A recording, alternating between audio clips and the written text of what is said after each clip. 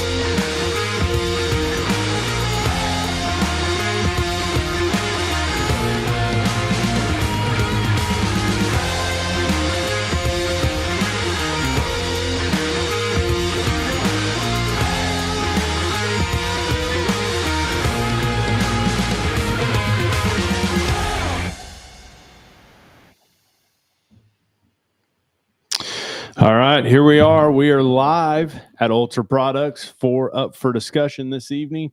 It is January 16th. I had no idea. Yeah, and this is episode 48.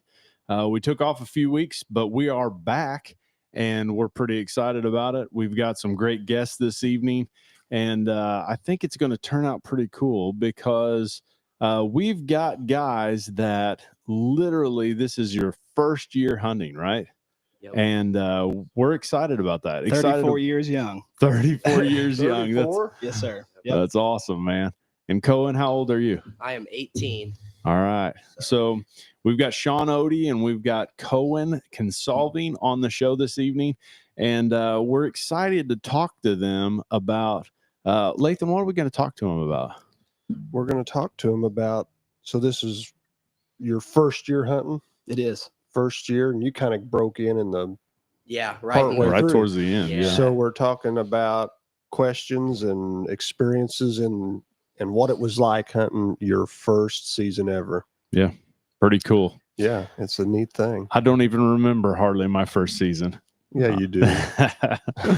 It's been a few years though. So I remember details about my first season. I'm Yeah. sure I don't remember every hunt, but I remember quite a few details about my very first deer season. yeah. I don't think I'll forget mine. And there's just no way.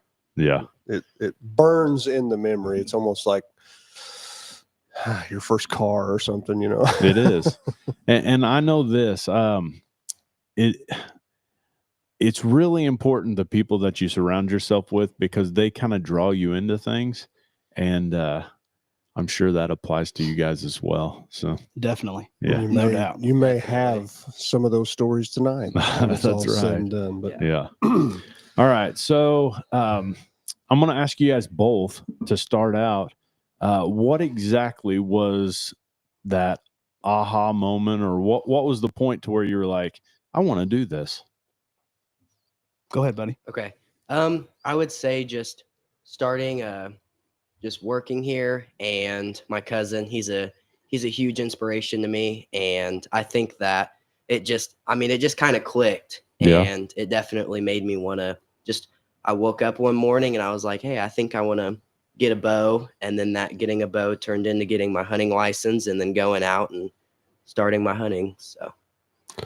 So it automatically you're caught up to what you just said because what people around Yeah. you, kind of help you Yeah. scratch that itch They're, that as it came to the surface. Yeah. getting me where I need to be. And I've learned a lot since I first started, and thanks to you guys and family, I'm where I need to be Yeah, for so my first year. we can speak to Cohen's quite a bit. Yeah, because- we can. Honestly, I hired Cohen here at the shop yeah. because he didn't know anything. Love that. And yeah. Uh, And there's elements of that people are like, that makes no sense whatsoever. But I don't have to, Lathan and I don't have to correct bad knowledge if you don't know anything. Right. And when Cohen came in and he's like, I don't know anything about this, but I like fishing. yeah. And we was like, that's enough, man. So, and he came in, and honestly, for me and Lathan, it's awesome when a guy comes in and doesn't know, or like we also hired Lathan's son, Owen. And Owen, he has no desire to hunt whatsoever, but it works out for me and Lathan because there's times when we would like to go hunting. We'd like to go. Yeah. And you need somebody that can watch the shop. Yeah, to I you, some see. degree. you periodically need guys in the shop that they're just happy to have a job, Right. So, And that being said, we were real upset when Cohen started hunting because we're like, now he's going to want to. No, we weren't. We no. were excited. And I was talking about like we got to watch you. Like, I think maybe I'm going to get a bow. And we picked up, what was it? It was a PSE. It was a PSC Nova. So Hey, that's Make sure you move up to that. Oh. That way everybody can hear yeah. you good. Sorry. So PSE Nova, for the people that don't understand, is putting you back in the probably the 97-ish. For sure. 1986, 97, somewhere in there. So he picks up a bow from 96, 97 just to see Yeah. if you even liked it. When I picked up that bow, I was like, man, I thought this was the best bow. And I mean, it was sweet, and I shot it, and I mean, I liked it, so I just I think your exact words were, "Oh yeah, this is awesome." Yeah. I agree. Before we dive too deep down that hole, how many bows have you had since then, or still have? Well, I have a really bad habit of buying bows and for really cheap, and I Year think that- one. yeah. Year one. Oh man, I think I got. Oh man. I've switched between. I think I'm on my third actual hunting bow, and I think I have about 5 or 6 Yeah. just bows laying around. That's awesome. So He's enjoying it. yes, So, Shawn, tell Yeah, us about so your experience. Mine's a bit different. I grew Okay. up in Fairfield around hunter, so the people I was around were hunting. I Yeah. never had interest in it. I love the deer meat, Yeah. you know, and moving back here after some years, got some property, and my fiance's grandfather owns 33 next to us, and just kind of struck one day like, man, this seems fun. I never really was really interested in it. It's something I kind of want to get into, and I drove her crazy after that. I mean, I was came in here looking for a bow, and my fiance's grandfather actually gave me a crossbow, and I said my first deer was going to be killed at the compound, but free is free. And he it's called a Fang. It was made by PSE. Yeah. And I put lots and lots and lots of hours shooting at a target at my house. And I was like, well, I think this is something I want to move forward with. Yeah. And mainly for me, like, honestly, the fact of having and seeing that wildlife every day now, you know, I grew up in town, to see that wildlife every day and be like, man, I could do something here. And I had a really good neighbor who's really into it. And he's like, man, I'll tell you everything you need to know. And one thing good is, you know, even coming in here as a 34-year-old and just putting my hand up and being like, hey, I have no idea what I'm doing. Yeah. When you came into the it humbles shop, you a little bit, man. You could tell when you came into the shop, you're like, all right, so listen, I don't know anything. It took a little bit of courage to come this. in here in the first place. Yeah. There's a lot of stuff, and you know, and there is a correlation. I'm a golfer. There's a correlation of all kinds of. There's all kinds of ways you can spend money. Yeah. There's all kinds of do it all. This works. This works. This doesn't work. Well, Sure. You know, that can be overwhelming for sure. So I promised myself I would try to simplify it as much as possible. Well, when you came in, you could tell that even though it was overwhelming for you, you were pretty excited about No doubt. the chance to do it. No doubt. I was. Still am. Yeah. Yeah. And that part's awesome. Whenever you made your post about going to Clark's and picking up all the stuff and how excited you were about it, that was awesome, man. It was the best. It's the best. I mean, it was a really cool feeling. Have my buddies come over and serve them meat of an animal that I killed. It's a cool feeling. I'm not gonna lie. You know, there's some pride involved. That is in awesome. Yeah. And it was a small deer, but it was the first. You know, I told myself no matter what, the first thing I can get a good shot on that's comfortable. Yeah. I'm gonna do it. Yeah. So you left out of here with what rig? Because he ended up coming in or he got a crossbow given to him. Right. So I bought all my accessories. Yeah. From Ultra Products. Gotcha. And, but the crossbow, we'll talk after, but I am in the market now because the compound theory that I had at the beginning. Now that I've killed him with a crossbow, now of course I really want to do it. And I also didn't know what the pride thing associated with a crossbow versus a compound. There's some chatter on the internet about a crossbow versus a bow. There is, but here's the thing. Even for a guy coming in here, there was no way I was going to discourage you one way or the other because I was like, that is awesome. Yeah. You were fired up too. Yeah, I was. I was excited for you. And whenever Lathan, we were talking about different podcasts that we could do, this was one that really for me resonated because I feel like all the time we need to be trying to foster an atmosphere where guys can come in and feel comfortable doing so. Yeah. Yes. And you coming in the way you did, that would be challenging for a lot of guys. But it was. I'm not. I mean, it would be like it'd be like me going to the clubhouse or absolutely, you know, with a bunch of guys that's golfed for 20 years, 100%, and all I've ever done is looked at golf clubs when I walk past them at the sporting goods section or whatever, or Dunham's or whatever store I see a golf club in. I mean, did go guess to a driving range one time. I have been to Top Golf, which is not a golfing experience. Well, I think understand. hunting has replaced golf now. Yeah. But Yeah, I for was me, thinking if I walked in with a bunch of guys that were, 20 plus years deep golfing, I could see myself being like a little intimidated. So tell us To about talk the lingo with them. for sure. You know what I mean? For sure. So tell us about what those hunting experiences were like for you. Like, So what, did you what start? were you hoping to get out of it? Yeah. even? Did you start at the beginning of season? You were all ready to go. I don't remember that. Yes, I was. Yeah. I went Okay. online because, first of all, to get over the hump of not knowing if you could get your hunting license online as a 34-year-old, or if I'd be in a class of 15-year-olds as a 34-year-old. That'd Just be so all everyone right. knows, if you're my age and want to do it, you can do it online. Right. Yeah. It's very simple. Yeah. It's easy, and I actually learned a lot on the course. They actually have an app, and you learn quite a bit. Interesting. Yeah. I didn't realize that. Yeah, you don't have to nothing in person anymore. Yeah. Everything was done That's how online. you got it too, Yes. Cohen, right? That is how I did mine. And I thought at first, I was like, well, I'm going to have to find a course. And I thought I was too late. And I was talking to you guys about it. And I don't remember who said that. Someone told me that there was a possibility that you could do it online. And I looked it up and took the course and got my hunting license and learned a lot from it. And went to That's cool, because used to it wasn't that way, and we would actually there would be people that would miss, and they'd be trying to find another second. class that Yes. they had put together. Yeah, Yeah. So you might totally miss a season because you were just waiting on the class. right. Yeah. Because it had to be a thing where you had volunteers and guys that would put it on. Sure. Yeah. Well, as far as how that went, it was before I stepped foot in a stand or anything like that. I put in hours feeling comfortable with the weapon. That was the number one thing for me. Yeah. And my delts had the best workout they've ever had. I'm not kidding. I bet I fired 100 shots in 7 days with a non-real crossbow. You So had you're to throw your foot road in. talking. Yeah. Yes, sir. Yeah. Yeah. That's a good workout. It Yeah, is a good. It's like I wish it was a little bit quicker. Yeah. When you're trying to sight something in and get comfortable, but Right. I just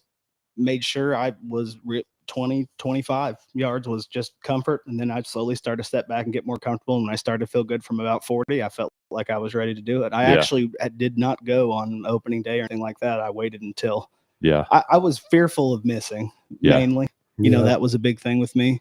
There's something unique about someone that's in their 30s starting. Yeah, it's different, isn't it? Yeah. Well, you've been on planet Earth long enough. It helps correct, you. Correct. What would be the word there? It kind of helps you make Well, you've developed wiser. who you Maybe are. not that Cohen don't make wise decisions. Yeah, but I see what you mean. certain wisdom only comes with age. That's If I was, how it if I is. was He Cohen's does age, have what you're 6 saying bows. Yeah, and I still ever. haven't bought one yet. Yeah. So wait, there is something here. Yeah. There's something to say about that. like skipping the first day 100%. because you're like, I just don't know if I'm where I want to be with this to go out there and point it at something and shoot.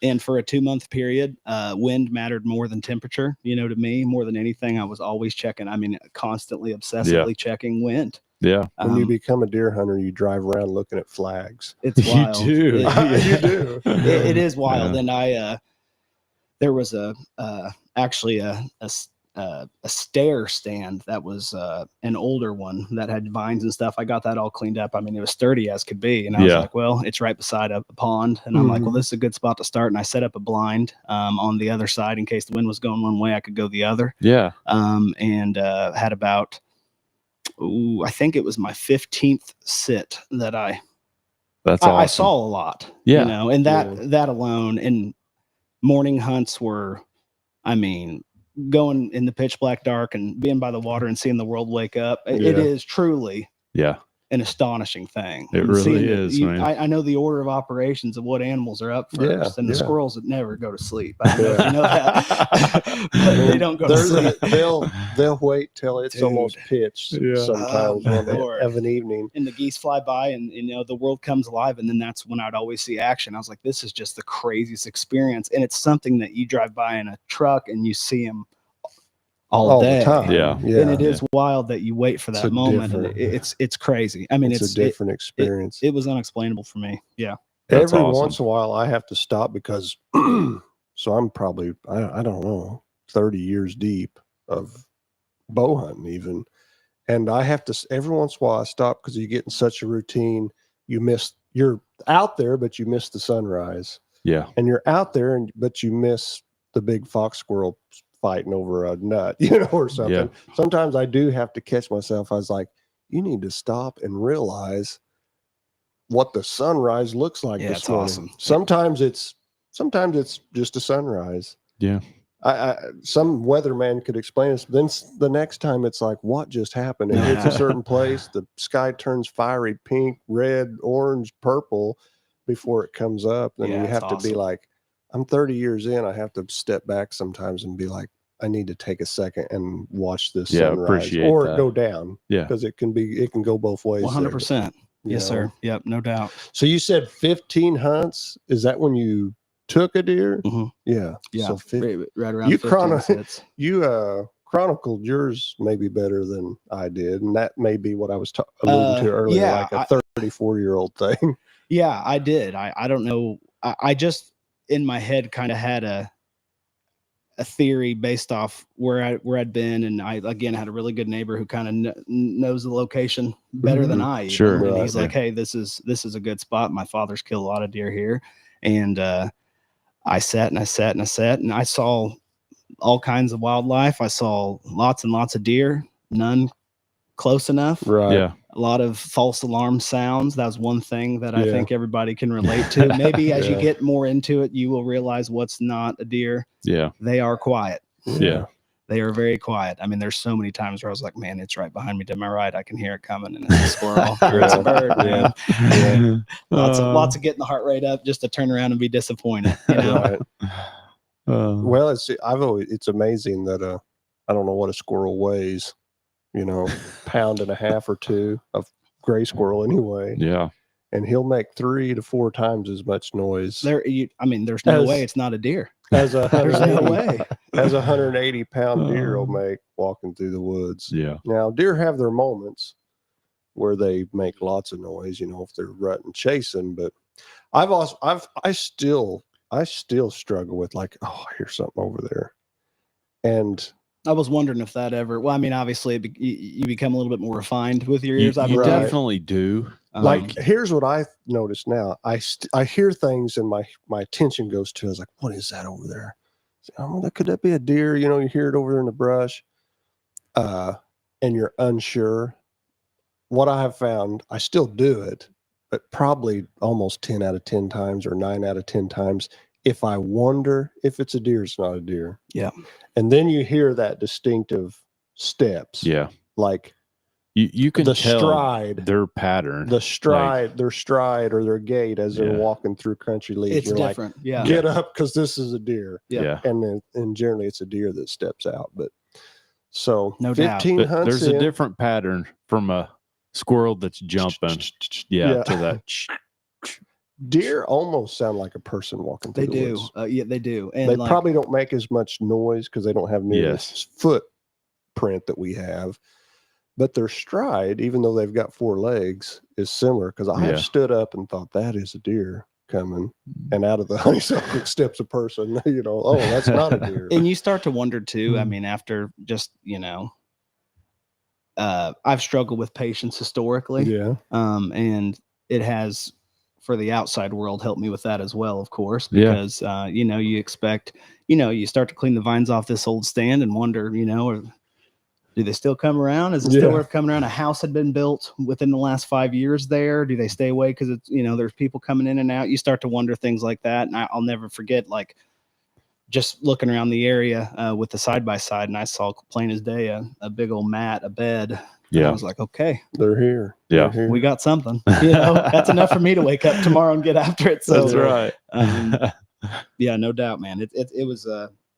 It was an experience that I really can't quite explain when it actually happened, and it felt like it happened really fast. I'd watch deer for 2 hours straight before, try to get them, not try to get them, wait and see if they get close. Get in the right position. And the one that I killed from the time I heard him till he was shot was within probably a 45-second period. Yeah. It was fast, and it was raining. Yeah. And I was sitting with my crossbow in between my legs like this, and that scope was just getting rained on. I didn't have caps on it. Right. It's an older crossbow. Yeah. There's not much done to it. Right. And the first thing I thought was, I got to wipe this off and I got to turn around. He's on my back right shoulder and I'm facing this way. I was facing north. He was southeast. So I had to turn around all the way off a chair. This is an old stand that has a boat chair that you can see that folds down. Yeah. And it's been there for years. So, I mean, it made a Right. little bit of noise. So my biggest fear was getting up quietly. A lot of things circulating through my brain. And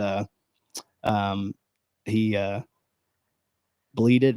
He made a noise, and I turned around and I wiped off as I was turning around, and I didn't obviously range find him. I would say he's 15 to 20. Right. And when they get in that zone, shoot them. Oh yeah. Don't range them. You know when they're in your zone. You know what I mean? And he was starting to walk the other direction, and there's a tree behind me, so I'm getting close to the zone where I can't shoot, and I'm not going to shoot if I can't get a good shot. Right. And it worked. Yeah. The noise was I think that's something that maybe want to bring people back more than anything, is the thwap.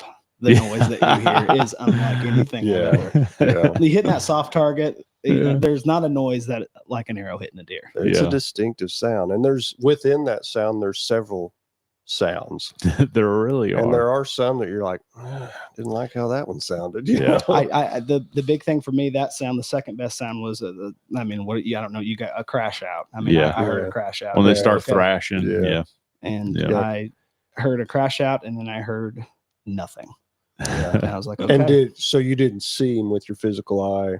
He got behind brush and took off, headed west hard. Yeah. And maybe ran for, I don't know. I could hear him taking off for probably 8 to 10 seconds, and then I heard a crash out. Yeah. How'd you feel post shot?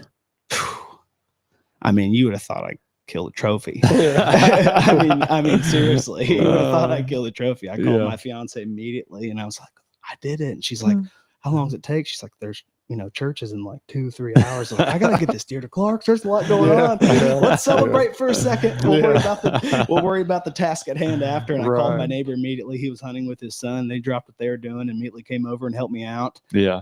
We got him loaded, tagged, called in, loaded up in Clark's, and was home 30 minutes early before church. There you go. we hammered down, man. That's a good morning. Awesome, That's a good morning. I mean, you talk about it. I didn't think I'd be one of those guys that was, you shake. I mean, it's like a legitimate thing. Yeah. And I don't know if I would be that way if it was the first time I went. It was, putting a little bit of time in, it does feel good to be like, okay, I got the benefits of this. I can tell you, I still shake.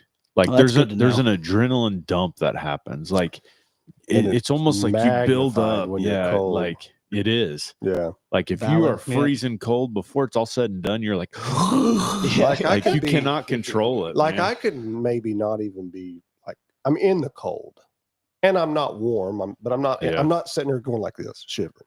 And then deer come in. Like the other night, I've only killed one deer this year. I killed a doe. Not because I couldn't. I just have elected to let a lot of them go by, and we got the mindset. We were on a doe kill. We're like, we're gonna take some does off this farm that a farmer really wants. He's like, they need thin. They're hurting his crops, and just too many of them. And I was sitting there, and when I know, I was like, here they come, and I'm sitting there, and I'm cold, but I'm not shivering cold. But I wish someone could explain why, when a deer comes in, especially now that I know this is a doe that I'm wanting to shoot this doe. I got a doe tag. We've all agreed we're going to shoot a doe. 3 of us went, and here I am. I was like, why are you doing that, Nathan? Well, I bear down. Do you do that? I do. Like I bear down. You stop shaking to make myself stop. I bet there's a psychological thing attached. You are at the end of the day taking a life. Yeah. Maybe there is something there that's no matter what, your body's going to react. Now, does the squirrel hunter react the same? It's not the same. No, it's not. I mean, that's why I just it's my favorite thing on planet Earth, I think, besides you know better. Well, I'm just talking about what I was going to say was big game in general. Yeah. Like deer size game, which is considered big game. Yeah. and bigger. We've been blessed. We both killed an elk. It's like Awesome. and we're above. Would you and say beyond that's from ample? I'm going to here. ask you a question. Would you say that's is that times 10? It's compared to next whitetail? level. It is What next level. what a creature. What a massive, Oh, massive, smart. When it diligent happens, you creature. feel like, I don't even know how to explain it, dude. You feel like you've done something that few people on the earth will do. You know, like, even though there's hundreds of them killed there by are bow hunters every year. yeah, but archery In is comparison to different. whitetail, for specifically for Oh, it's archery, a fraction. I mean, Yeah. it is it's an accomplishment, man. Yeah, I think I told you guys that one time. I read somewhere like, in the state of Colorado, like 3.5 or 4% of the archery tags get filled. So if you figure that out, that's you're in the 3 percentile chance. That's crazy. Yeah. Of filling your tag. Now in Southern Illinois, if you get a whitetail tag, Your chances are pretty good. you're If you like spend some 90, time in the stand. if you go 20 times, Yeah. you got probably a good 90 to 95% chance you're at least going to get a shot. Yeah, I would Yeah. say that's accurate. Yeah. I definitely say that accurate versus elk. Now, is there overpopulation like there is with? No, I wouldn't say that. There's probably places that are, but as a rule, as a whole, probably not. yeah. But they just Are they picky about tags? Are they tough to get? not extremely. They've changed it a little bit. It used to be a lot of over the counter in the state of Colorado. Yeah, you could go out there. It wasn't hard at all to get a tag. Yeah. It's going to Just be go to a little shop and- harder. Yeah, but now they've changed it a bunch. Yeah, where it's a So- lottery. Do you think that the popularity of elk hunting has gone up? Would that be I think it with has. the Joe Rogans of the world? Sure. Starting to put some Probably. light on that. I mean, Yeah. his audience is broad and Yeah. big. Yeah. Well, Well, he's got and- one of the biggest audience on the planet. On the planet, and he yeah, he makes a lot of mentions about constantly, and he has a elk lot of elk hunting. hunter on there. Yeah. I mean, he has a and lot how of hunting big guests. of a deal it is in his life. Yeah. Like I heard him the other day saying, he's like, there were a bunch of people wanting to book podcasts in September. He's like, no, I am not. September is mine, because that's Yeah. elk season. And that maybe if you guys feel that way, Joe Rogan's experience. He's a commentator for UFC, one of the craziest Yeah. sporting things of all time. And if he Right. gets that rush and is that addicted to it, that probably speaks about as highly of elk Yeah. hunting as you can It's get. extreme. It is. It's extreme. Yeah. Well, what about Cohen? So tell us, you come in. Did we remember? Cohen's remember an when- interesting sort Does because he come in halfway through or something? Yeah. well, here's the deal. Cohen comes in and we're cleaning out old stuff from Ultra from like years ago. And he's like, Liquidating stuff and getting rid of stuff. he's like, man, that's a neat bow. And I'm like, that's a piece of crap. And he's like, that's pretty cool. I was like, let's set it up. I remember asking Yeah. if it was anybody's before I was like, is that anybody's bow? And he said there was no name on it. And then I was like, Because it's pretty much just laying in the floor. Yeah. yeah. Yeah. We were Was clearing. this the PSE you're talking about? Yeah. Awesome. I love that. And he's like, what's the chances I could get something like that? I was like, I'd say your chances are real high. So, Yeah, like and like real high. really Yeah. good, really good. and it just so happened it was like right in the middle of when we were pretty busy. I was like, so here's the deal. Let me make sure I take care of the people that are paying. And then on the back end of it, I'm going to make sure you get taken care of and don't have to pay. That's a good deal, Cole. Yeah. Yeah, That's it a was- fair deal. I was extremely happy and forever thankful that you gave me that first bow. And both of you have done a lot for me. And I don't know if I could ever show you how much I appreciate it. Well, I let's mean, not cry here. Yeah. Come on. So it turned into, though, you went home, you shot some here. I remember we got you, yes. Wes did more than anything, got you put together. Yeah. You shot a few times. And, Took and it home. honestly, the I bow remember really you- didn't fit him quite No, right. it's It a little was, long. But he's like, it was I don't care. I'm yeah, going to no. shoot it. So, Yeah, I little remember long. calling my grandpa and calling my cousin and was like, Grandpa, I got a bow. Can I come to your house and shoot it? And Mount Airy's probably about a 15 or 20-minute drive. yeah. And he was like, absolutely. And he's got a target behind his house. And I was very interested. I shot that thing probably 40 or 50 times that day. And I was like, yeah, I'll tell you the thing that really made me realize that you were pretty legit. And that was when you were like, I want to take this home and shoot it. Do you think there's any chance I could get tags and go hunting? And I was like, well, there probably is. You just got to find you got to take the course. And This mid-season? yeah. Oh yeah, this was. I was trying to nail down in my mind. Do you remember when it was? Like late November. It had to have been Perfect. Yeah. I was like, you've got to take the course, and then you've got to go and buy tags. And he comes in the next day and he's like, I got tags. I took the course online and I'm done. Yeah, I was extremely. I was like, that dude is legit. So he's going. Yeah. Yeah.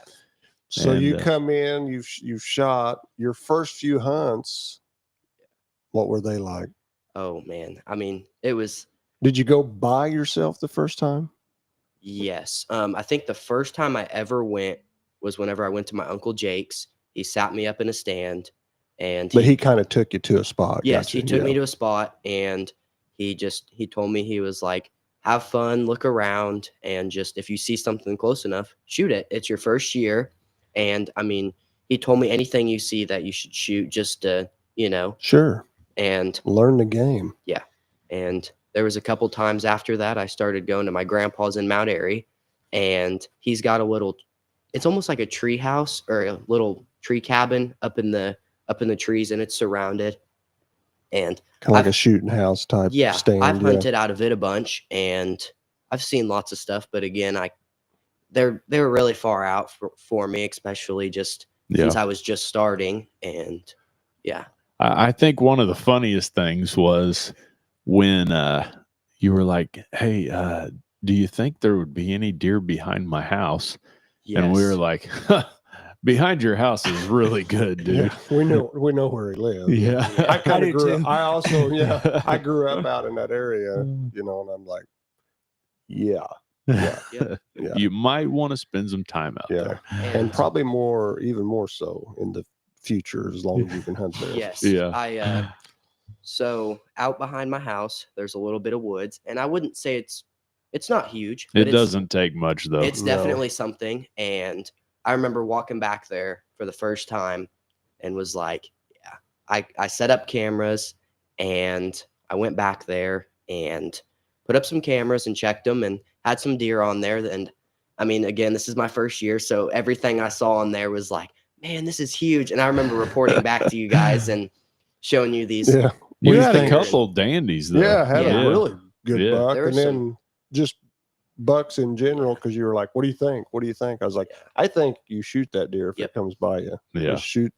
When you start out, I don't know that I'm into steering people that are starting out to tell them to pass bucks. I don't care if they're 6-pointers or pronghorns. Yeah, or and I dealt spikes. with that being older, Yeah, like, I could see that as you're older. And then when it happened, I'm like, no, Because this. What if this is it? Yeah. That is It does not happen. something that you can build within yourself until you've done it. I think with hunting, just like anything else, I think it's more of a stepping situation. rather than Absolutely. try to go right for the. Yeah, I think get comfortable with killing an animal, make a good shot, and then when the big one comes, the smarter one comes, then you can feel a little bit more confident. For sure. I think seeing everybody kill those nice deer, it's like, man, I want to do that. But then you also kind of got to realize, well, for me, this is my first year.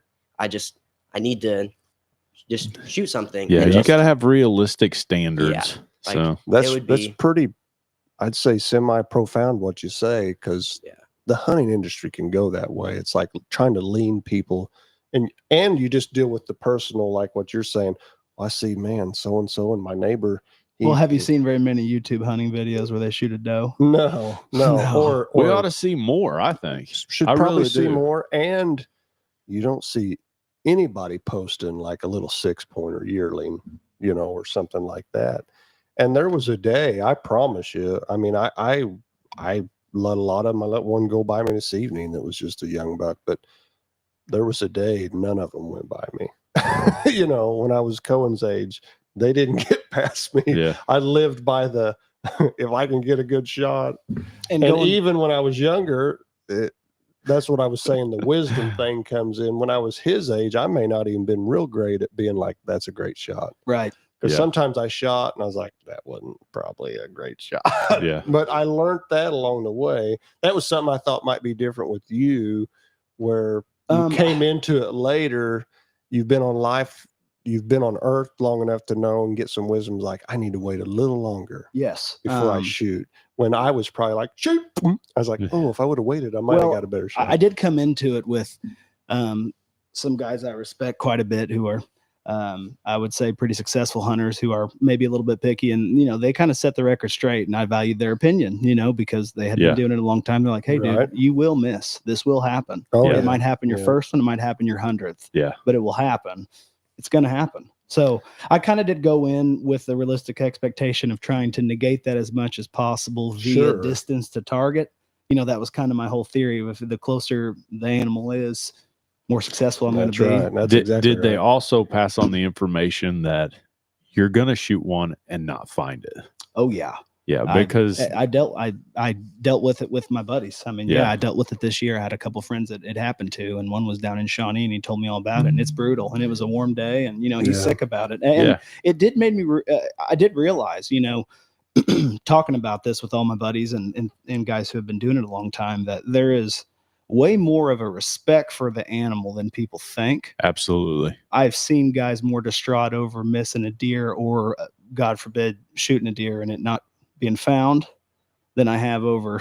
I mean, they're sick about it.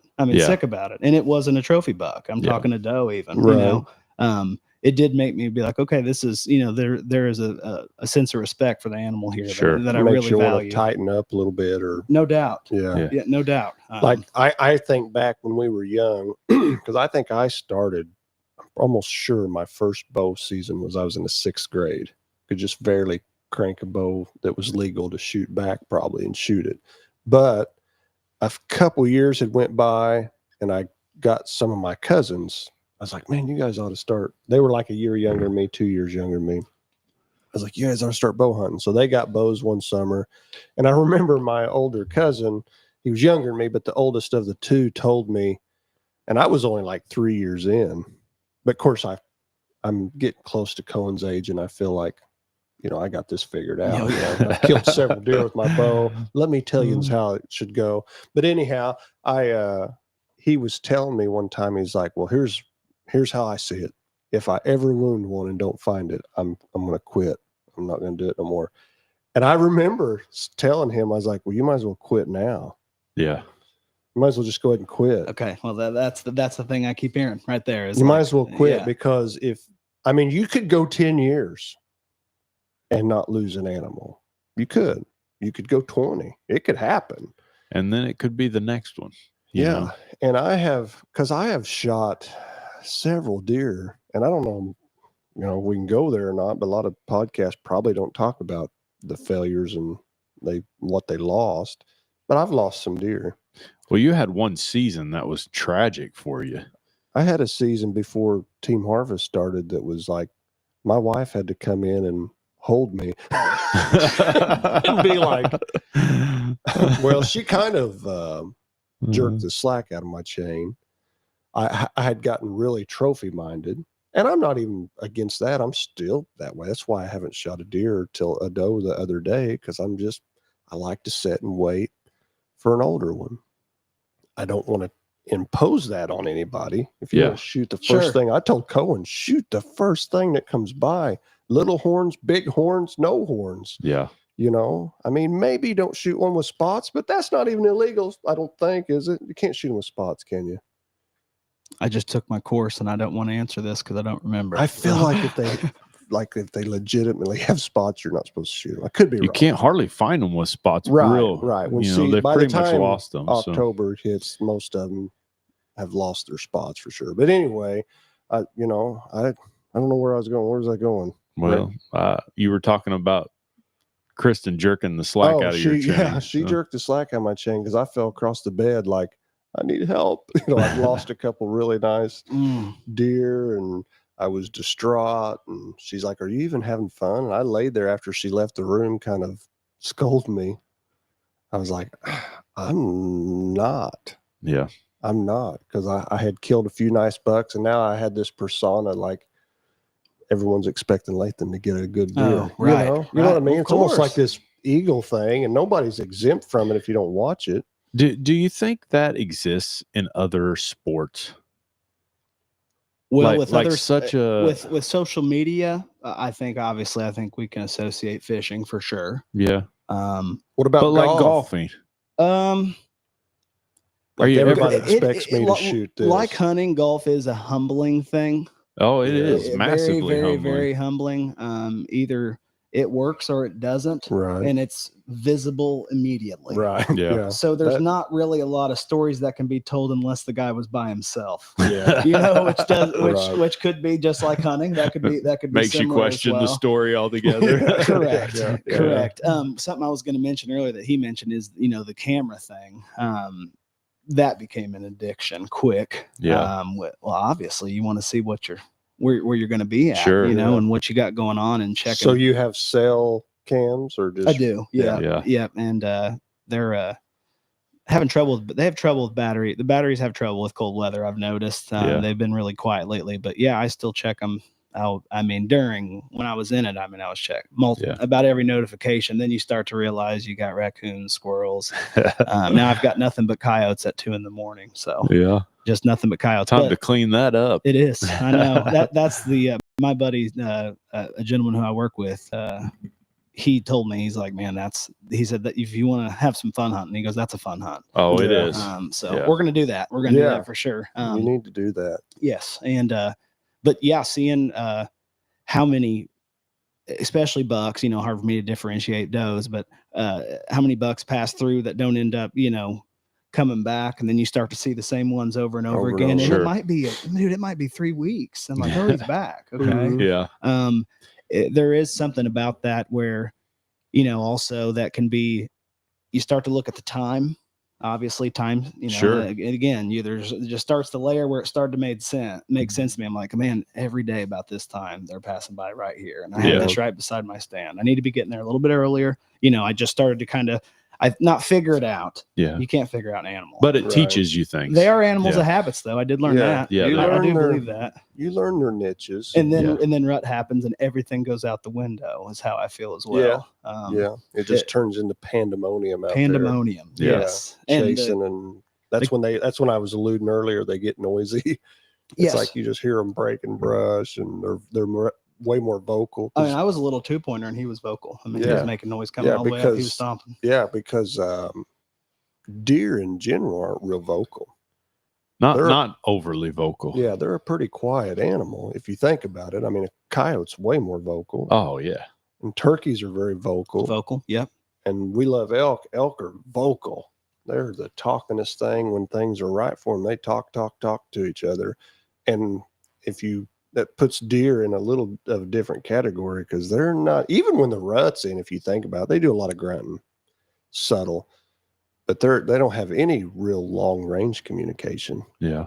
because you couldn't count rattling horns as communication. That's them wanting to kill each other. And well, another buck says, I hear that what's going on, and he may come to it, but that's not a vocalization. No. So they're kind of in their class of their own there when it For comes sure. to that. Yeah. They're quiet, man. And, even seeing them coming out of some heavy brush, just how almost dainty and quiet. Yeah. And Yeah. they just come out like a ninja. I'm just like, it's a mind blowing animal. That's Yeah. something that I just, again, at 34 Yeah. had, honestly, the word would be, I undervalued, I think. Their skill sets. Yeah, and- well, because they get hit by cars all the time. They can't be that smart. Yeah, yeah, And then you yeah. sit in a deer stand. Yeah. You know, yeah, but and when you're out there in their zone, dude, it's completely different. You're right. You're in their world then. trying Yeah. to learn their nose, I mean, you've probably seen it. If you hunted any, you're like, well, that one's got me. Yeah, I did get sniffed out by the and way they that have, happened. That was For the most painful. part, they have like zero tolerance. Once they smell you, They're done. They're out. a doe typically, for whatever reason, she may hang around longer and but she'll go just outside the she range moves out of what you range, can- yeah. and then she's it's like that motherly instinct within her. She's like, I'm telling everybody about you right now. I'm gonna gossip about you in the woods now, because she moves out there where you can't shoot her, and she blows and snorts and stomps and puts everybody else on a high key. That nose tilt, when they lift that up. I mean, I went through it a bunch. I mean, I said it was around my 15th set, but I'm telling you, like 4 or 5, I got blown out. Yeah. What's the term for that? Blowing at you?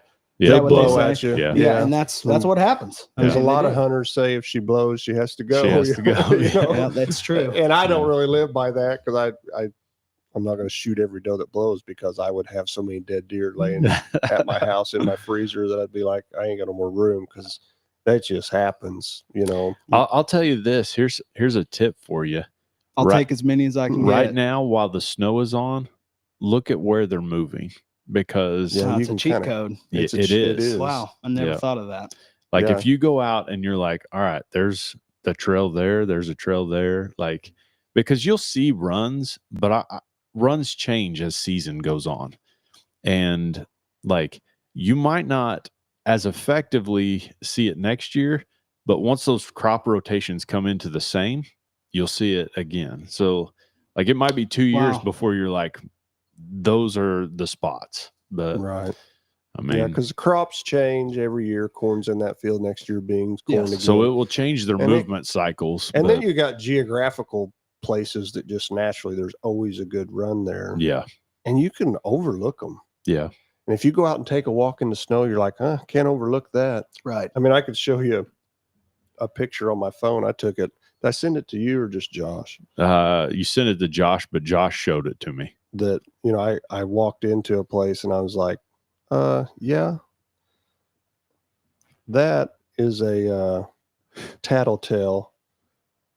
There's just to where they've been moving. You can see that line in the snow. It looks like a ski went through. Yeah, it looks like somebody drug a sled or somebody on skis went through there. And I didn't even know about a clear pathway they made. I mean, it's so evident. And then once you see it, it's kind of like hunting mushrooms. Once you see it, you start to see it everywhere. And they'll walk those paths, and that snow, they're walking that path even though that snow's not there. So this is this evening I was sitting there, and you can see the path. It is. Yeah, plain as day, man. He's walking right on that path this evening going underneath me. Now, if that'd been a big one, we'd be rejoicing in here this evening because he gave me. But anyway, the snow for sure is a tattletale. It is. If you got somebody that has a drone, have them fly it over so you know exactly where those paths are at, because you'll see them visibly from a drone. Which, speaking of drones, so you are not allowed. You're not allowed to use them for the locate hunting after a kill, right? Is that the terminology? Is that correct on that? I've been told 2 different things by game wardens. So okay, well, yeah, I had one game warden tell me that they wrote it gray, and that for looking for one, he couldn't see where the law didn't allow it. Gotcha. And then I've had another game warden that was like, no, you absolutely can't use it in the hunting process. And if that's hunting for it, because my argument with that guy was recovery and hunting are not the same process. Like, I'm looking for something that's already dead, not something that, but. Yeah, that's the thing, is where the law could be kind of tricky there. Is just, for me, there was no sensical approach as to why post hopefully kill that you were not able to find an animal and not let it be food for coyotes. I mean, I think you probably understand this as well as anybody, that sometimes laws are not written by people who understand what we do. Sure. Right. Sure. And because of that, there's definitely some not only gray areas, but also some some things that just don't make sense. Yeah, that's okay to say. Yeah. I mean, that's one of those where I feel pretty passionately about that, because we have amazing technology to retrieve these animals now, and they could literally mean the difference in it laying out there and rotting. That's what I'm saying. You got a 70-degree day, and you got hours to let a guy find his deer. Let a guy find his deer. And it could, like with the right technology, I watched because some states it's totally legal. Yeah. And I watched that drone recovery guy. Yeah. I think on he's in YouTube. Ohio, isn't he? Yeah, And it's a business. Yeah. Just it's like a bloodhounds business. here Oh, are now. Yeah, and he, you know, there's times it's like you'll hear the testimony that he'll come on the scene. The people are like, "Man, it's been 16 hours. We have walked. We're almost sure he's fatally wounded, and he's there like 15 minutes. Yeah. Sometimes he's there like 15 minutes. He's like, I think I got him. He does all of his stuff, zooms in on it, throws it Heads into down. a clear, He's dead. yeah, throws That's it into a clear crazy. picture. He said his head's on the ground. He's stretched out. His legs are out. He's done. Yeah. And he'll pin it, and he's like, we can go get it, you know. And you got guys that's been walking for 8, 9 hours. And they're sick about it. Yeah. You know, that's the thing because that it's just like drives me whenever crazy. they find it, if you watch those videos, you can hear the rejoicing. They're like, well, They're stoked, of course. Yeah. yeah. So I mean, I don't make sense. I hope that changes Me as too. people begin to understand and educate themselves on it. So Do you think their worries are that people abuse things, they do. and they would start actions like, well, if we let them fly them looking, and I show up on the scene, they can just say, well, we're just looking for a deer that was wounded yesterday. Right. That's When again, they're that's actually why not. there's gray area. Yeah. You know, But you can't throw things out for that, or we would never have anything or do anything. there's 'cause gray area and a lot of laws. There's no always doubt. going to be somebody that's going to abuse something, you For know. sure. But For sure. anyway, Those people end up getting caught by other things eventually. generally speaking, you know what I yeah, mean? Like, that which you sow. yeah. The guys that try and do things the right way, you know those guys. Right. So, Yeah. but, I will be doing hopefully my neighbor's going to be helping me. I will be doing my first food plot this season. yeah, Yeah. So it's started- official for you. you're yeah. a hunter. You're Well, gonna, we're not going to say that. Yeah. I mean, I have hunted. yeah. I have hunted. I Yeah. when think you start Cohen's a talking- hunter. But when you start talking cameras / you've already said I might be in the market for a vertical bow or a compound bow. Well, now that I did, and it with now, that, yeah, now you're like, I think, you know, it's set for the first food plot.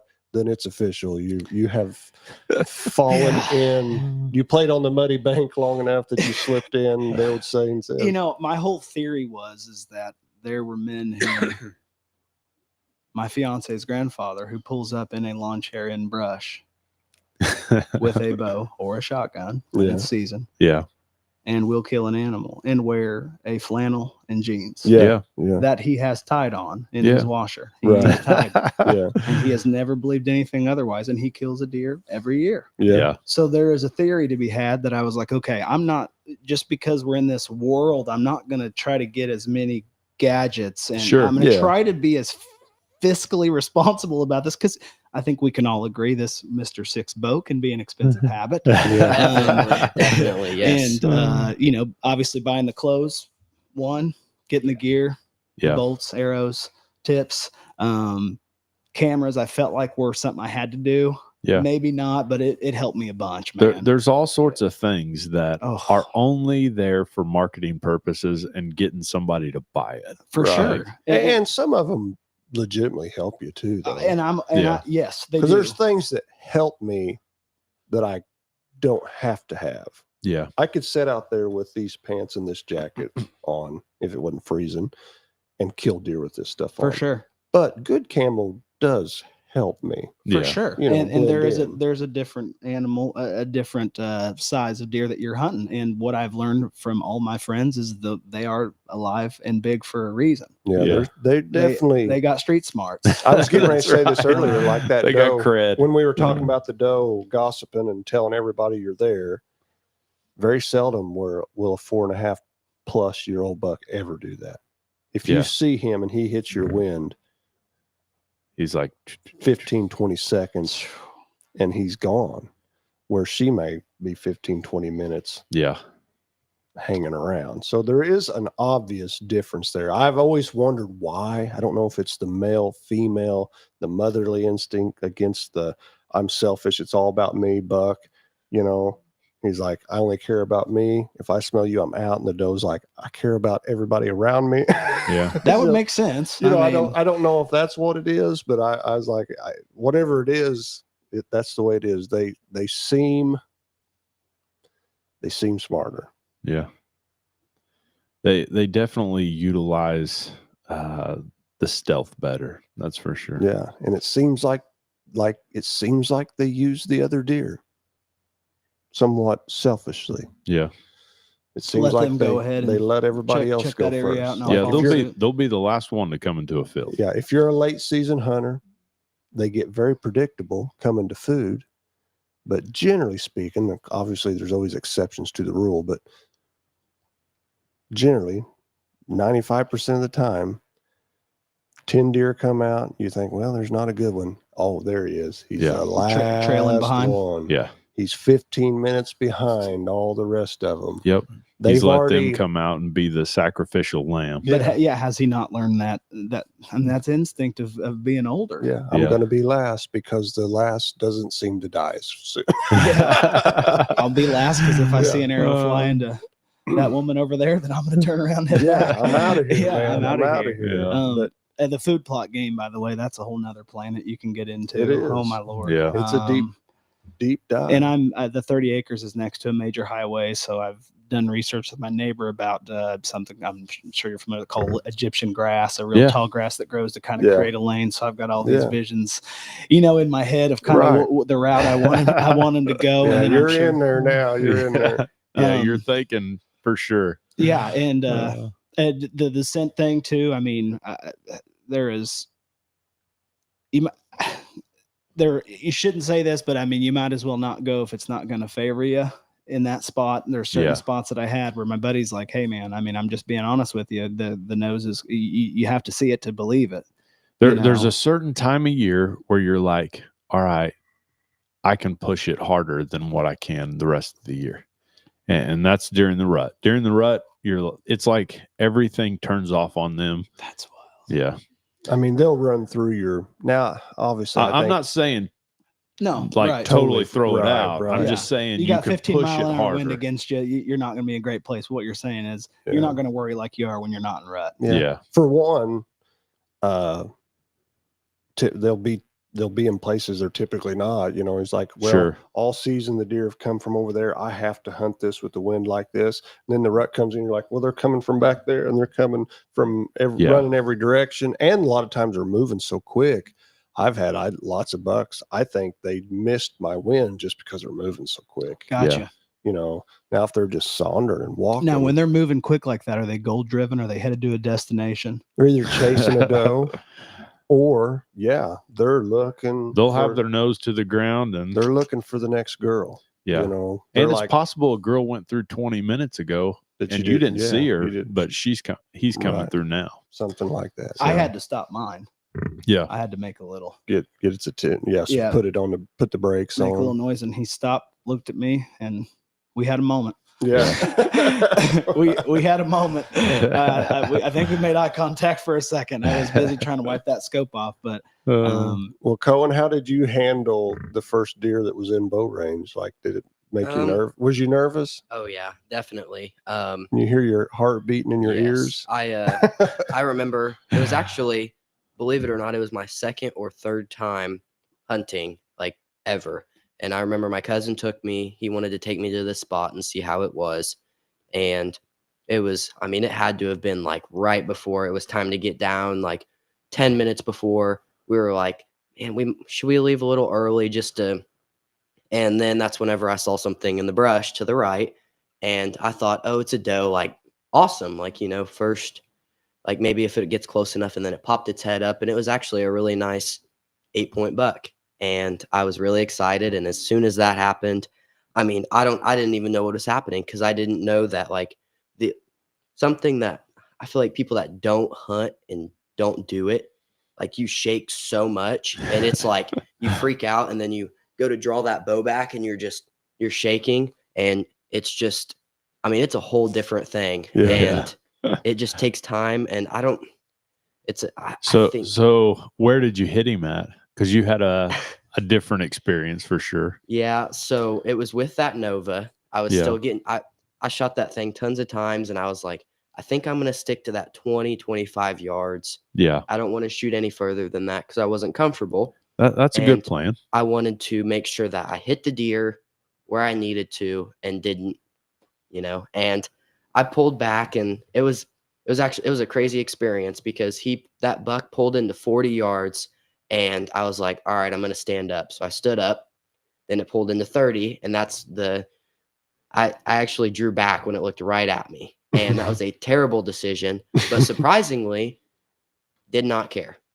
So came into 22 yards, and I actually shot him where he beds.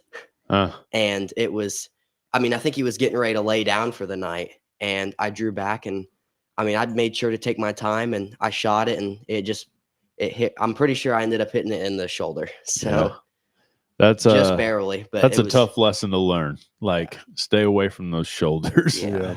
Unless you're shooting some big safari rig or something. Yeah, that was a thing too. You shoot targets all the time, but another thing that I don't think is talked about enough for new hunters is deer anatomy and for sure. where to shoot and what angle. You go by the clear pictures of a deer just sideways. Well, they're not always just sitting there waiting for you. I watched I seen a thing the other day, and they did this big survey or poll, and they found out that only like out of I don't remember the finite numbers, but let's just say they pulled 100 shots and looked the deer over, and now a lot of people are videoing off their phone or something, so they can even look at the video, and they said out of that 100, only like 7 of them were perfectly broadside.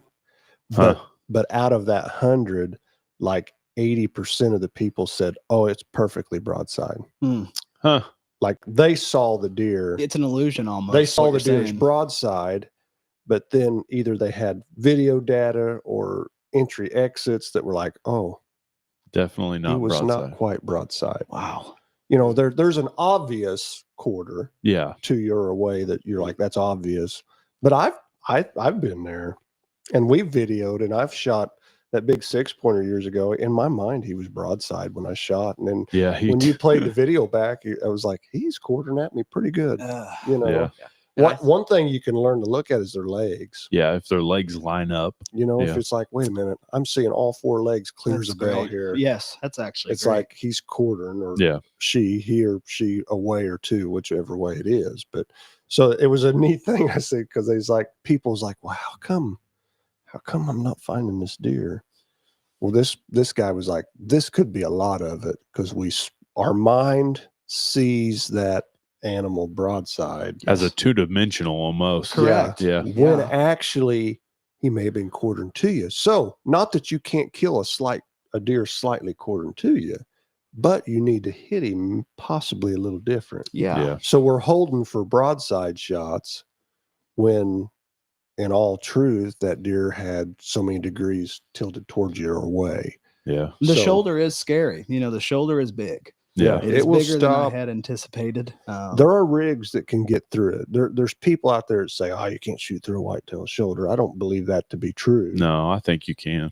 But I would say on the average, what people are shooting, there's a good chance the blade, or what do they call it? The scapula. Yeah. The blade, not so much. People scare the shoulder blade. There is that ridge in it that's hard to get through, they claim. But the scapula you can get through pretty easy. It's down there at the ball and where it all connects. Yeah, where it makes the V. Yeah. That most rigs, I would say, guys can't shoot through that. So does the arrow essentially deflect? I'm guessing it can stick. It's just not. Yeah. You hear a lot of guys, and I've been there, and I've even watched it with my physical eye. I've been hunting with people and watched them shoot them. You'll hear them either, and guys come in, it's like, man, I shot this deer and it looked like my arrow only went in, like literally only went in 1.5 inches or 2. That's a sign. Yeah. Almost every time you're looking at that guy and be like, well, he was hit on the big part of the shoulder. Yeah. I feared the shoulder so much that I would, I'm going to go lung. Yeah. God forbid gut. But I scared the shoulder. I was just so scared of hitting the shoulder.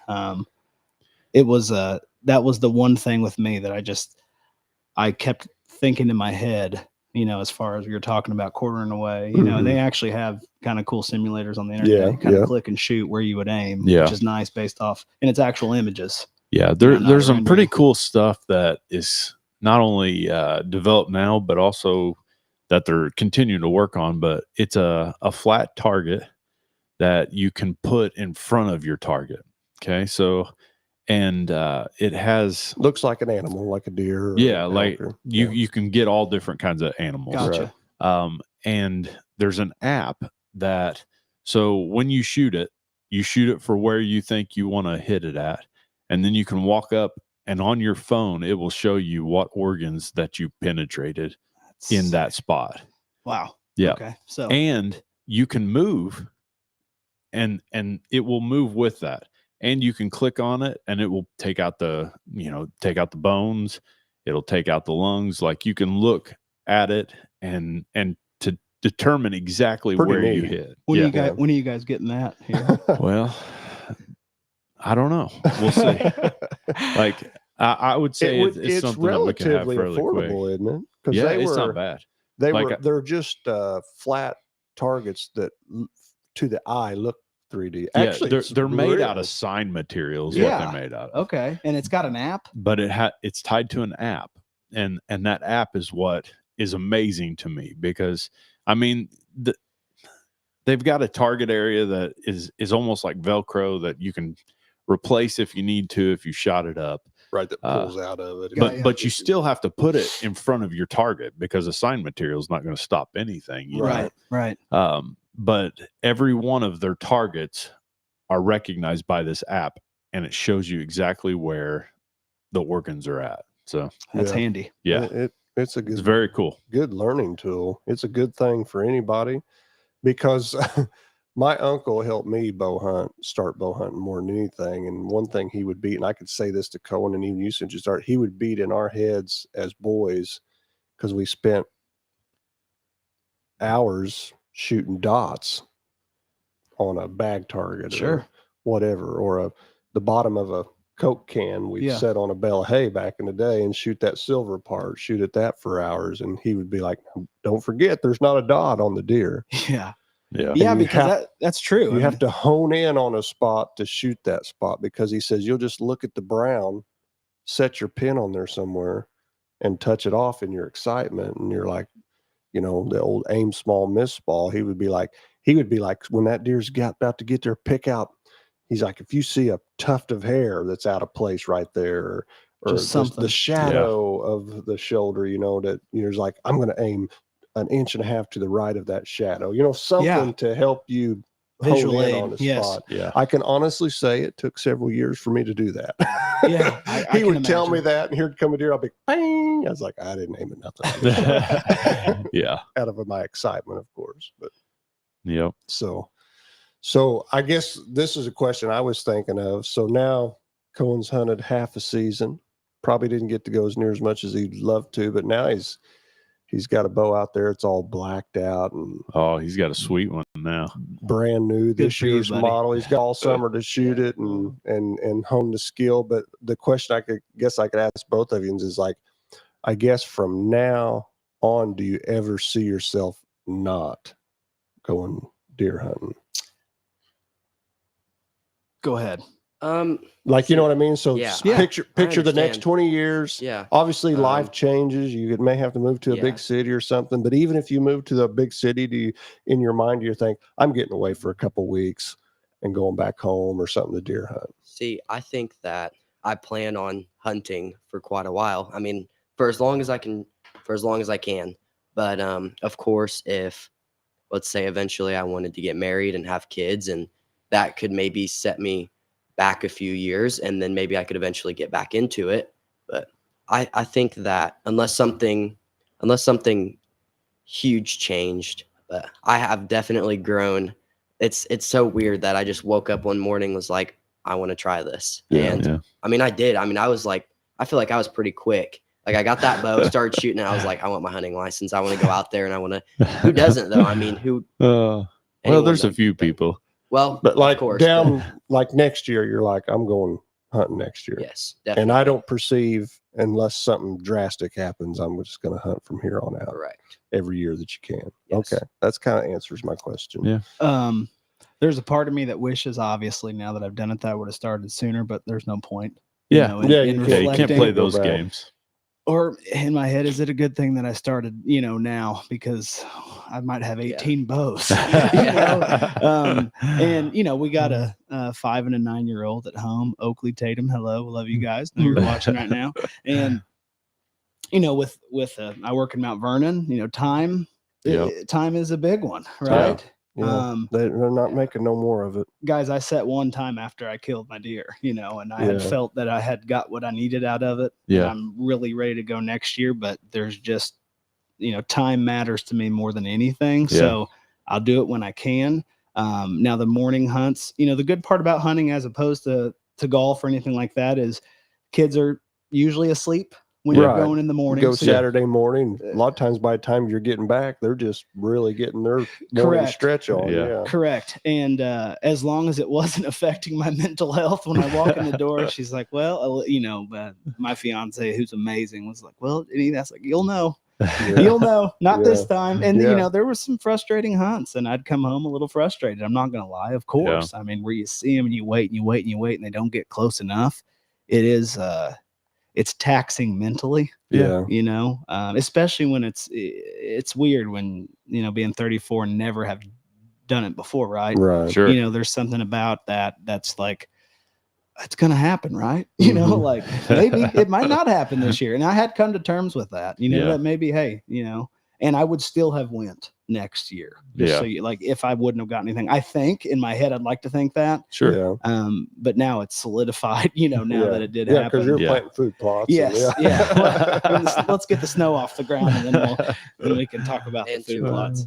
To kind of add on to what you said, I don't think it's kind of one of those questions. It's like, if you could go back in time, would you change anything?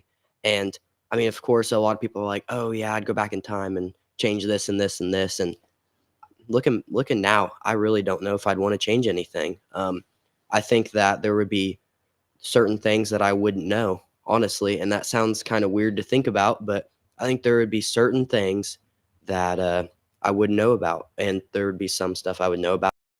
Of course, I'd be more knowledgeable. And so, I mean, just looking at it, where like it could also change how your future went too.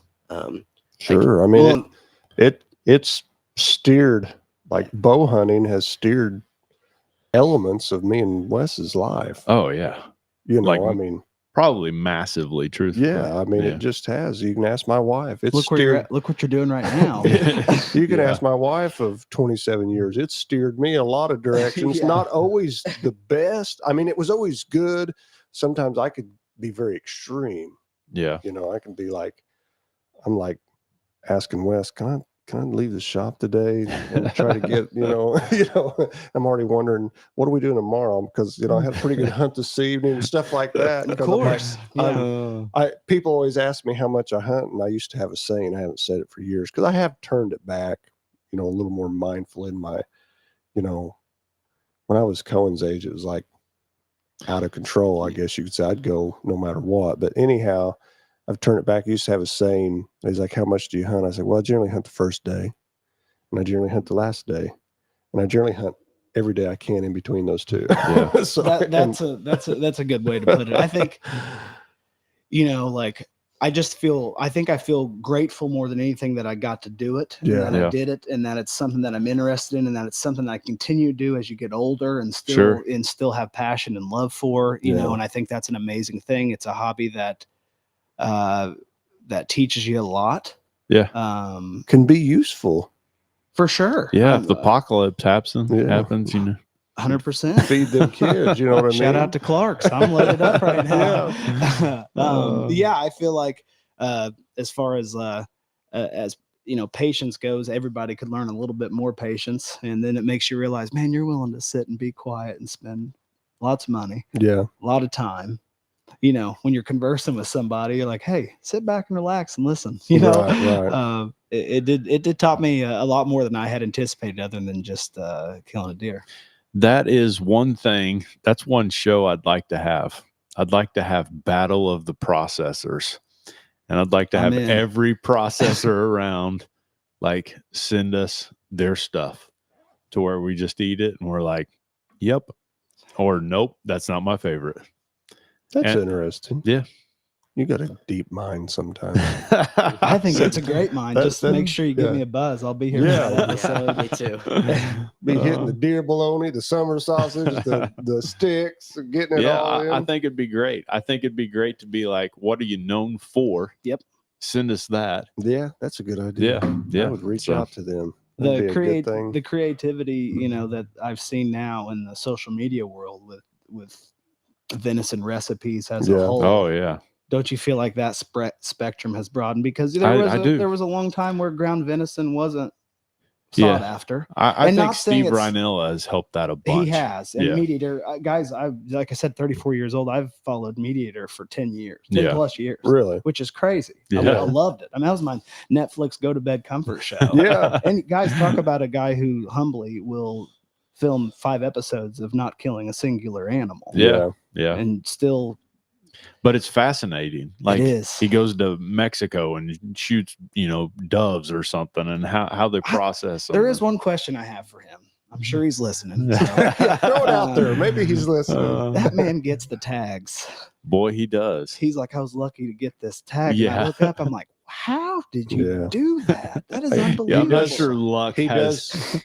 He does say luck that is a lot, green. don't he? Luck is green. Yeah. He was like, I was fortunate to get a sought after, a highly favored tag and such. It says next episode he's somewhere else. I was very fortunate to get this back-to-back episodes. They could have spaced them out a little bit, but they went right. Then maybe skip an episode because he's dove hunting or squirrel hunting. Man. You don't even need a tag for By squirrel the way, hunting. the squirrel hunting episode with the gentleman from Kentucky. Yeah. Character. Yeah. Man, I used to love. There's things you get away from because I don't hardly squirrel hunt anymore. Yeah. That used to be a passion of mine to squirrel hunt. I feel like there's a lot of adolescent squirrel. I feel like that's a starter game for a lot of It is. hunters. Because squirrel hunting can be very strategic. Yeah. Squirrels are pretty sharp. You move around and they lock up and you can't find them no more. And you got to make good shots on a small animal. I don't know. I used to take it serious, but I just don't hardly go anymore. I guess because of the time thing. I think there's few people though that go from squirrel to deer and then go back to deer. I don't know. Squirrels, I went to squirrel this year, so did you? Yeah, I'm riding the gray area on that because I don't see anything about using a thermal for squirrels in the book. I don't think anyone's gonna say anything. And I go out with a thermal and I'm like, "Yep, there you are." You know what? Just Thermal want some squirrel squirrel. hunting is actually, that sounds like a great time too. Yeah, it's a blast. You go out on a coyote hunt, just lift the barrel just a little bit up and look in the trees. If you can't see a coyote, that's simple enough. There's a big, I shouldn't say big. I know guys that are passionate about squirrel hunting with dogs.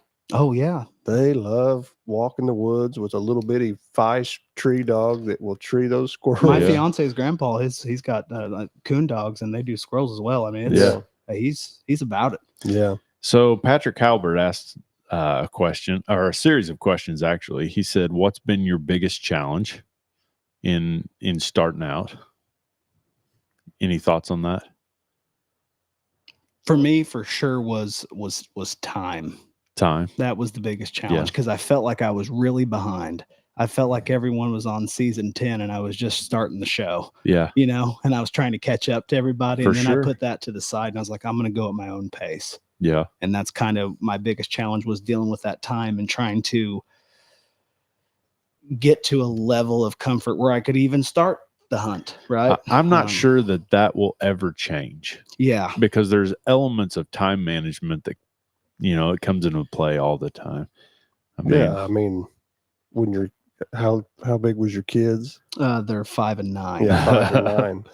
Yeah. Man, I needed somebody to help me at that time because I finally got there. I kind of got there, and I learned I need to pull back. It's just deer hunting. Yeah. And I think with age, there's the good thing. If I was 25 even, do I prioritize that hobby more than, with me, I do feel like I was like, okay, I was happy with what took place, what happened. And I just kind of went back to what I was doing. Doesn't mean I don't want to go back and I don't think about it a lot. And, I'm not planning a food plot right now. Right. That's not what that means, but that does mean that I appreciate what took place, what happened. And I'm ready for the next one after that. Yeah. But for me it was time, and I'm sure yours is a little bit different, but I'm sure you're busy as well. Like 22 to 25 was probably our worst. Yeah. That's what I would be mine. How about it? I would just say the time. The time was definitely a big factor with, I mean, class and Yeah. then, but whenever I am free, I try to get the chance to go in the deer stand and hunt. I think a very big factor is just the I don't know if I would call it mental or physically, just like getting yourself to stay for a certain amount of time. Because I mean, That's a good one. Let's be. yeah. I mean, sometimes I feel like we could all agree to this. I mean, I'm not going to say it gets boring, but if you're not seeing like You can say that. no animals, if there is nothing for 2 or 3 Sure. hours straight, I mean, Yeah, it's your like mind check. what Your mind tells starts. you I want to stay up here and Yeah. what tells you I want to get down. Yeah. And I always tell myself, man, what if in 15 minutes, what if I leave? But what if in 15 minutes later I go to check my cameras? Because I mean, I have the cards, and Yeah. what if I check those and anything walks by? And it's just kind of one of those things. It's I like, think the 15-minute intervals is good too. Yeah. 15 minutes can turn into 2 hours if you Yeah. just short pace it. Stop Yeah. thinking about That's the what I do when touchdown. I'm cold. yeah, I'm like, the cold I need is 15 more definitely- minutes. Yep. the cold. And then once I get there, I'm like, I still got my hands. I need 15 more Yeah, minutes. 15 You know, more like, minutes. yeah. Yeah, and then when you start to step down and you start to walk, you are grateful for movement. Yeah. That's something that I didn't. A difference in cold is not something that I foresaw. Yeah. As to particularly how still you stay, right, and how cold you can get Oh, via what moving does versus not. Oh, because it's like when you think you can push yourself to places where you feel like I'm gonna lose my toes.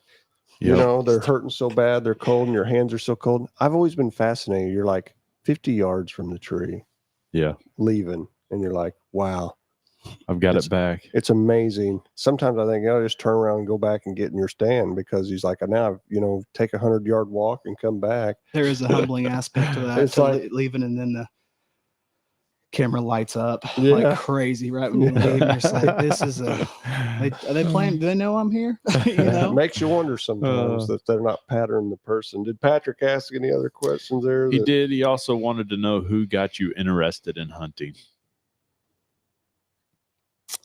Who? I think a culmination of 34 years on this earth of being around people who did it and loved it and kind of just not really thinking it was my thing. Yeah. And then saying, well, I'll try. I'm always willing to try something new. Sure. I had a total knee replacement at the age of 33.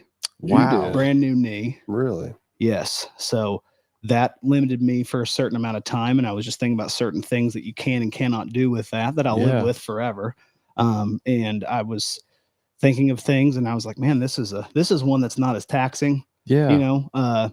So I would say theoretically just time, having friends that have done it, and also a neighbor who I kind of started to discuss it with him, and he got fired up real quick, and I kind of Yeah. picked up. I was like, all right, look, Yeah. you do always feed off a buddy, what I Sure. mean? Absolutely. And he's got a man cave area near my house. We took the side-by-side over there and started shooting one day, and I was like, yeah, this is fun. Yeah. So let's see what happens. So I would say a culmination of a couple things. Yeah. How about you? So I would have to say, and this is going to sound like a lot of people, but I would say when it comes down to it, I mean, you could say so many different people, but I think mine would have to come down to 4 people. Okay. So the first one being my cousin, Alex. If you're watching, I just want to say I really appreciate everything you've done for me. You're a great role model. I think he's 5 or 6 years older than me, Yeah. and I really look up to him, and I think that was one of the main. He's like the nicest kid ever. This He kid's is. great. I see why you want him around the shop. For sure. My grandpa Roger and my grandpa Dan. My grandpa Roger was the deer hunter that I always, and he was, and I never really knew if my grandpa Dan deer hunted or not, but my grandpa Roger did. Yeah. And he always kind of tried to get me to do it, and he didn't ever force me to do it. But I think once he knew I wanted to do it, he was all for it, and he supported me and gave me everything I needed. So he even gave me my deer stand. Yeah. Nice. So, and then I would say those 2 other people would be you guys. Oh. coming in You here made that it on the Mount Rushmore, fella. coming here that first day, I had no idea anything about deer hunting. I knew people did it, but I didn't know why. Yeah. And now that I've done it, I think just being around you guys, it's a great environment here, and you guys are awesome. And I think that that's why we had you on here. Pump us up. I'm trying to think the words to put. You guys, with giving me that first bow, it kind of just turned into, and probably not a good thing, but buying a bunch of bows. And yeah, I told my parents, I promise I will get those bows sold or given away eventually. And he was hoping the money from the podcast could bring him one more.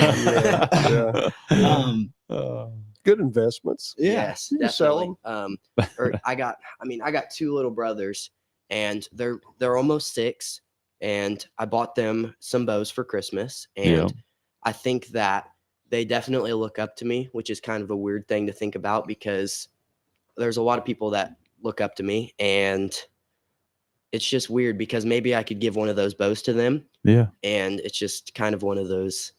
I think that's a great thing about hunting. It's something that we pass along, and we train those who come behind us. Like I'm trying to instill that in my own son, and he might take it up and love it, and he might not, and I'm okay either way. I've never been under the illusion that he has to be what I am, and that doesn't ever work out anyway. Usually doesn't. It never does. No. It can make him, and I think that it kind of adds on what I was going to say about him, about the sense of community. I believe that you associate people with their hobby when it comes to something like this. Sure. And if you're around a bunch of guys you like that hunt, and you're like, okay, maybe this is the right thing. You're around a bunch of guys who are kind of jerks that hunt, and you're like, I don't know if I like it, right? Yeah. It's weird. We do this as Absolutely. humans, right? We associate that. And the amount of support has just been like overwhelming. I mean, it's immediate. Like, how can I help? What do you need? That's awesome. Which was like, honestly, I was expecting a little bit of grief. I don't mind it, like I need a little something, but no. I was going to say, like earlier when you said something, I was going to say, like, is it your neighbor you said that was like all about it? I was like, props to your neighbor, because that's what we should be. Yes, absolutely. Like, I am so pumped that Cohen's going to go give this a whirl. Or Shawn's going to go give this a whirl, instead of trying to deter you because I'm worried that you may infringe upon my territory. I mean, that's something to mention too. It's a real thing. We share. I mean, our properties butt up against each other. Yeah. He hunts the property that I hunt at across the property line. So, I mean, for him to do that and be like, there's plenty to go around. Yeah. I mean, I promise you, there's nobody that'd be happier if I shot a big one than him, which is cool. That's awesome. That's the way it should be. Yeah. It's the sense of community to me was way just different than I had thought it would be. I mean, I just didn't expect the support to be. We've been walking in here and dealing with you was been great.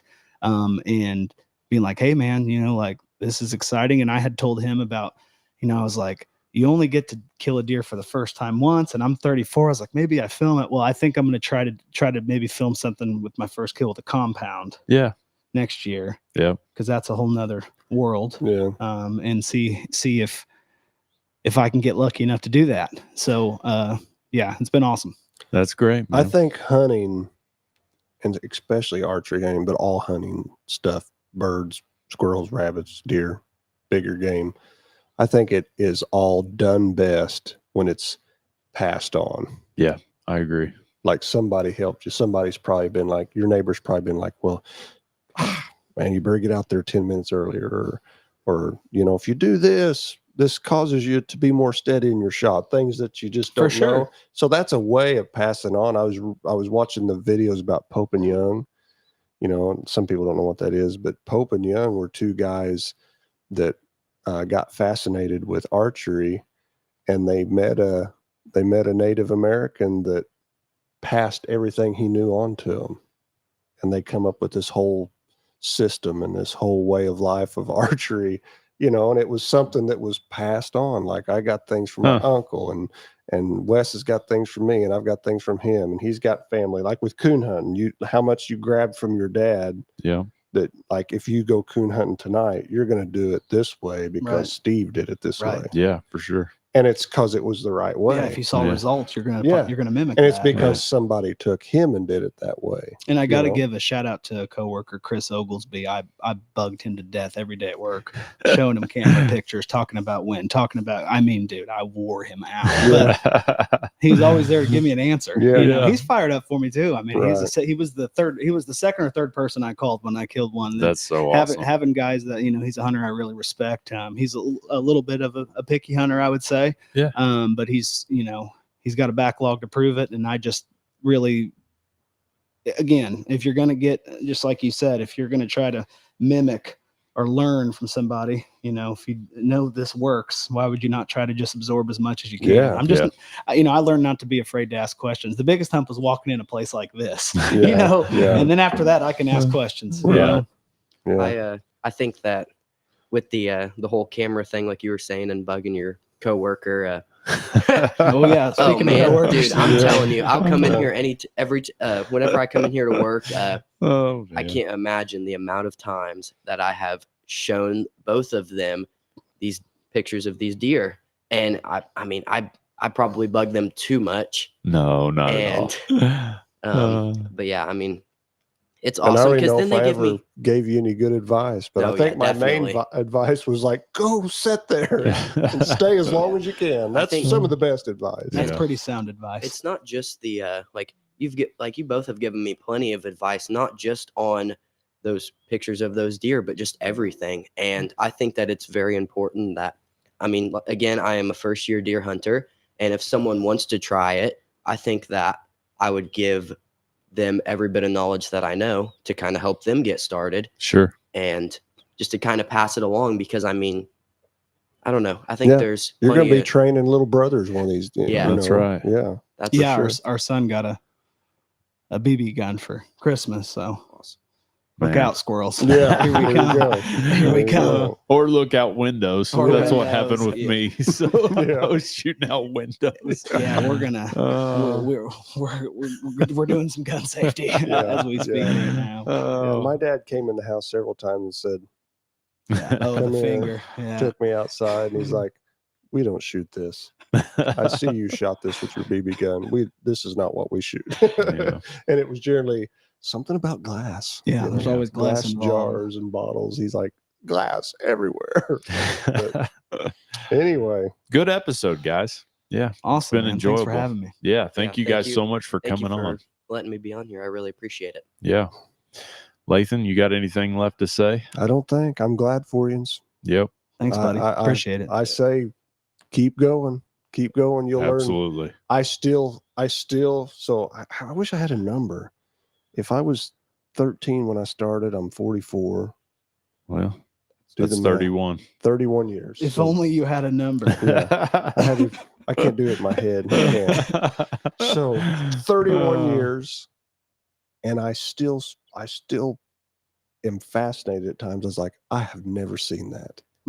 Yeah. Like I had like 2 or 3 things this year. I was like, I have never seen that. I've never heard that. I heard a buck make a vocalization this year. I was like, I've heard both those vocalizations, but I've never heard them in this manner, the way he did it. I was like, I have never in 31 years. They probably do it Sure. all the time, But but for you, no. Yeah. Right. I've never heard that. I A seen a hairless deer. doe. I seen a doe with no hair from her shoulders to the tip of her nose. That's No hair. that's not one I've heard of Yeah. either. I She was had like- alopecia. Yeah. I was like, Alopecia, yeah. I was like, I have right. never seen that. Yeah. And it's just all the time. Last year, I seen a skunk that was almost completely white, and he was as big as a beagle dog. I was like, what? I have never seen it. You see things out there, and so you'll be 31 years deep. You'll be like, well, never seen that before. And Yeah. that's what's awesome. That's That- one that- aspect that's that's awesome cool. about It was pretty cool when we saw the porcupine. the porcupine. Yeah. Elk, Oh, wow. or elk Yeah. hunting. Yeah. I was I was gonna like, say what's where? that? Porcupine. 2 years ago, I was sitting next to water, and I've seen pictures of it. And I may even seen one, didn't realize it. The kingfisher bird. Have you ever seen a I kingfisher? have. Well, no, I've seen a picture of one. Yeah. I was Big. sitting next to a little river-like stream more than anything, and out of nowhere, here comes I recognized it because I remember bird books or something from school. I was like, that's a kingfisher. Huh. Beautiful bird. Beautiful Bet bird. it's Real cool in long, sharp person. beak. got the spiky hairdo. He landed on a limb, wham, hit the water, and he came out and he had a minnow in his beak. He's like dive bombs the water and comes up. He didn't take it with his feet like a bird of prey, like an eagle or something would. He got that thing with his beak and flew off. I was like, that was awesome. They're like a bluish green spike. We're going down a rabbit trail. But anyway, you'll be, I think if you'll pay attention, you'll be 30 years deep if the world's still here. And you'll be like, I've never seen that. That's something that's fascinating about That's hunting. cool. That's good, man. That's a good way to end it. This has been episode 48 in the mind of a yearling. Come on. It's your first year, man. Yeah, you're a yearling hunter. We was trying to think of a title where it's like, well, you have yearling deer. We'll work on that post. We appreciate everybody for watching this evening, and we appreciate you guys for coming on. No problem. Thanks for having me, Yep. guys. This has been Up for Discussion. We'll catch you guys later. Bye-bye. Bye-bye.